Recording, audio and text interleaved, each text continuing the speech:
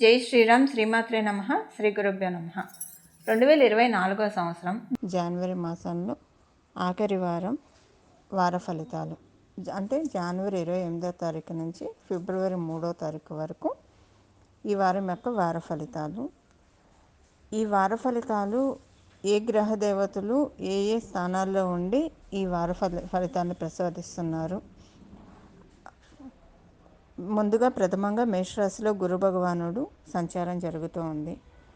అలాగే కన్యా రాశిలో కేతు సంచారం, ధనుసు రాశిలో కుజ బుధ శుక్రుడి సంచారం ధనుసు రాశిలో జరుగుతుంది. ధనుసు రాశిలో ఉన్న బుధుడు 2వ తారీఖు నుంచి ధనుసు రాశిని వదిలి మకర రాశిలోకి వెళ్తూ ఉన్నారు. మకర రాశిలో సూర్యనారాయణమూర్తి సంచారం, శనీశ్వరుని సంచారం కుంభరాశిలో, రాహుదేవుని సంచారం మీనరాశిలో జరుగుతూ ఉంది. ఈ గోచార గ్రహస్థితుల రీత్యా ఈ వారం వార ఫలితాలు ద్వాదశ రాశుల వాళ్ళకి అలాగే ద్వాదశ లగ్నాల్లో పుట్టిన వాళ్ళకి ఎలా ఉంటాయన్నది మనం పరిశీలిద్దాం. ముందుగా వార ఫలితాలని తెలుసుకోవడానికి ముందుగా మీ యొక్క రాశి, మీ యొక్క లగ్నం, మీ రాశి ఫలితాలు మీరు ఎలాగైతే చూసుకుంటారో, ఒకవేళ అదృష్టవశాత్తు మీ లగ్నం కనుక మీకు తెలిసి ఉంటే మీ లగ్నం ఏ రాశికి చెందుతుందో ఆ రాశి ఫలితాన్ని కూడా చూసుకోవడానికి ప్రయత్నించండి. ఇంకా ఈ వారం యొక్క విశేషాంశం ఏంటంటే కుజబుధ శుక్రులు వీళ్ళు ముగ్గురు కూడా ధనుసు రాశిలో సంచారం జరుగుతూ ఉంది. అంటే బుధుడు 2వ తారీఖు నుంచి ధనుసు రాశిని వదిలి మకర రాశిలోకి వెళ్తున్న ఈ వారం 5 రోజులు బుధుడు కుజుడు శుక్రుడు వీళ్ళ ముగ్గురు కలిసి ధనుసు రాశిలో సంచారం చేస్తూ ఉన్నారు. ఎప్పుడైనా బుధుడు శుక్రుడు కలిస్తే జన్మజాతకంలో అయినా సరే లక్ష్మీనారాయణ యోగం అని చెప్తాం. లక్ష్మీనారాయణ యోగం అక్కడ ఫలిస్తుంది. అయితే ఈ లక్ష్మీనారాయణ యోగం ఏ ఏ రాశుల వాళ్ళకి ఎలాంటి ఫలితాన్ని ఈ వారం ప్రసాదిస్తూ ఉంది. తర్వాత 2వ తారీఖు 3వ తారీఖు బుధాదిత్య యోగము ద్వాదశ రాశుల వాళ్ళకి, ద్వాదశ లగ్నాల్లో పుట్టిన వాళ్ళకి వర్తిస్తుంది. ఇక మనం ఫలితాలు తెలుసుకుందాం. ధనుసు రాశి మొదలుకొని మేషరాశి వరకు కూడా గ్రహమాలిక యోగం మనకి చోటు చేసుకుంటూ ఉంది. ఈ గ్రహమాలిక యోగం ధనుసు రాశిలో ఉన్న కుజబుధ శుక్రులు, అలాగే మకరంలో ఉన్న రవి, కుంభంలో ఉన్న శని, మీనంలో ఉన్న రాహువు, మేషంలో ఉన్న గురుడు వీళ్ళందరూ కూడా గ్రహమాలిక యోగాన్ని ప్రసాదిస్తూ ఉన్నారు. ఈ గ్రహమాలిక యోగం అంటే ఏంటంటే ఒక అల్లిన దండ, చక్కగా పూలన్నీ కూడా ఒక దండలాగా అల్లితే అది దేవుడికి చక్కగా ఒక మాలగా వేస్తే చూడటానికి కన్నుల విందుగా ఉంటుంది. చాలా ఆహ్లాదంగా అనిపిస్తుంది. విడివిడిగా ఉండే పూలు కంటే కూడా ఒక మాలలాగా అల్లిన పూలు విశిష్టం ఎక్కువగా ఉంటుంది. అలా ఈ గ్రహమాలిక యోగం అనేది చాలా మంచిది. మనం పూలని అల్లితేనే చాలా ఆనందంగా అంటే సంతోషపడతాం. చాలా బాగా వచ్చింది. కొంతమంది చాలా గుత్తిగా కడతారు పూలదండ. అది చూస్తే అసలు చాలా బాగా అనిపిస్తుంది మనకి. అలాగా మనం పూలదండని చూసే అంత మురిసిపోతాం కదా.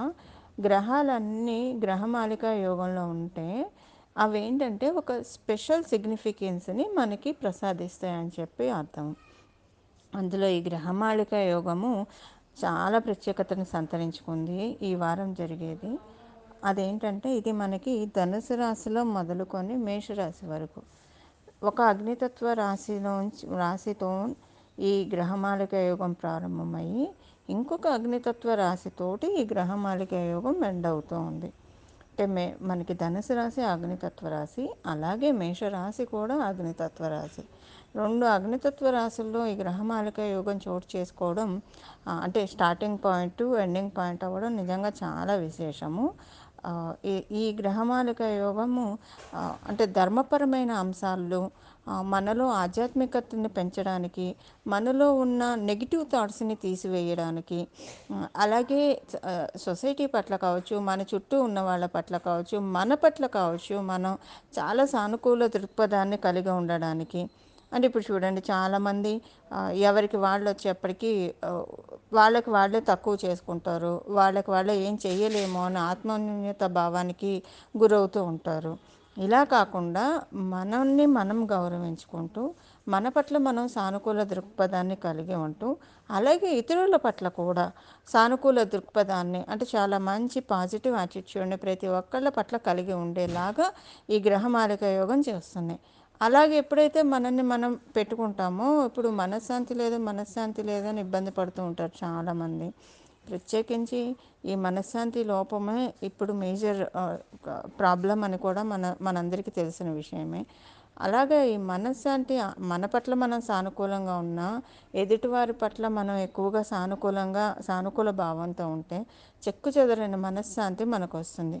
ఎప్పుడైతే మనం అలా ఉంటామో మనలో ఉన్న దైవిక శక్తిని మనం పెంచుకున్నట్లు అనమాట. అంటే మనలో సురశక్తులు ఉంటాయి, అసుర శక్తులు ఉంటాయి. దైవిక శక్తులు ఎప్పుడు మనలో పెంపొందుతాయి అంటే, ఇలా మనం సానుకూల దృక్పథాన్ని అలవర్చుకుంటే ప్రతి ఒక్క సిచ్యువేషన్ పట్ల సానుకూల దృక్పథాన్ని ఎప్పుడైతే అలవర్చుకుంటామో అప్పుడు మనలో ఉన్న దైవిక శక్తి, దైవ బలం పెరుగుతుంది. దైవ బలం ఎప్పుడైతే పెరుగుతుందో ప్రతి పనిని కూడా చాలా ఎఫిషియన్సీ తోటి చాలా ముందుకు లాట్ ఆఫ్ కరేజ్ తోటి ముందుకు తీసుకెళ్ళే ఇది ఉంటుంది.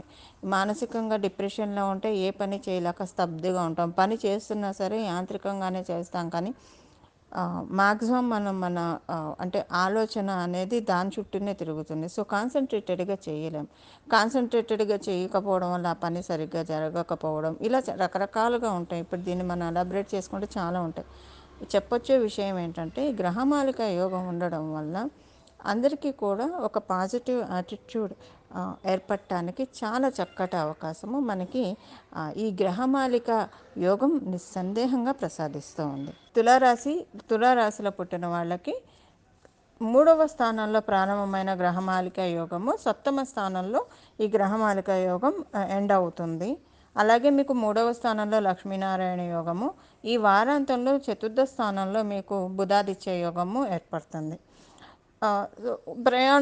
చక్కటి ప్రయాణాలు చేసి, అంటే ప్రయాణాల్లో మీకు అనుకూలతలు ఉంటాయి. కమ్యూనికేషన్లో చాలా బాగా ఉంటుంది. మీరు ఇదివరకు ఏదన్నా కమ్యూనికేషన్లో ఏమన్నా ఫాల్ట్స్ చేసుంటే అవన్నీ సవరించబడతాయి ఈ వారము. అలాగే ఒకవేళ మీరు ఎవరినైనా మిస్అండర్స్టాండ్ చేసుకున్నా అవన్నీ తొలగిపోతాయి. మిమ్మల్ని ఎవరైనా మిస్అండర్స్టాండ్ చేసుకున్నా అవన్నీ తొలగిపోతాయి. అలాగే మీరు పబ్లిక్ అంటే మల్టీమీడియా ఇలాంటి రంగాల్లో ఉంటే వాటిలో రాణించడానికి అవకాశం చాలా బాగా ఉంది. సాఫ్ట్వేర్ ఎంప్లాయీస్కి చాలా చక్కటి శుభ సమయము. అలాగే ఎవరైనా సేల్స్ ఫీల్డ్లో ఉన్నవాళ్ళు, మార్కెటింగ్ ఫీల్డ్స్లో ఉన్న వాళ్ళకి ఇది చాలా మంచి శుభ సమయం ఈ వారము. మీకు కనిష్ట సోదరులుంటే వాళ్ళకి చాలా చక్కటి శుభ సమయము. జ్యేష్ఠులకి ఓకే, పెద్దగా ఇంపాక్ట్ ఏం లేదు. కానీ కనిష్ఠులకైతే, అంటే తమ్ముళ్ళు చెల్లెళ్ళు ఉంటే వాళ్ళకి చాలా చక్కటి శుభ సమయం.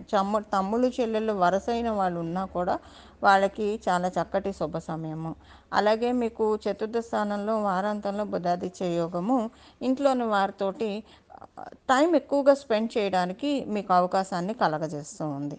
చూశారు కదండి మీ రాశి ఫలితాలు. దీన్ని మీరు చక్కగా, అంటే మీ జన్మజాతకం సపోర్టింగ్గా ఉన్నా లేకపోతే కనుక ఈ గ్రహమాలిక యోగం పూర్తిగా వర్తించదు. కాబట్టి దీన్ని మీరు పెంచుకోవడానికి ఈ పరిహారం చేసుకోవాలి. చేయాల్సిన పరిహారం వచ్చేసేసి గురు పరంపర, ఏదో ఒక గురువుని నామం జపం చేయాలి. దక్షిణామూర్తి స్వామివారు కావచ్చు, శ్రీ గురు దక్షిణామూర్తయే నమః అని అనుకోండి.